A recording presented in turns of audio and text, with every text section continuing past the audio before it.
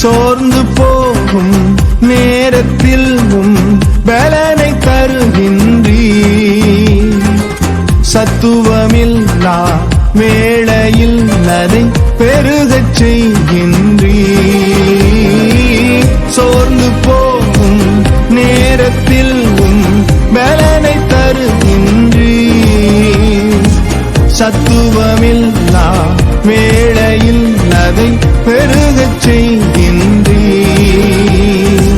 பலனடைந்திடுவே, உயர பறந்திடுவே, புது பலனடைந்திடுவே,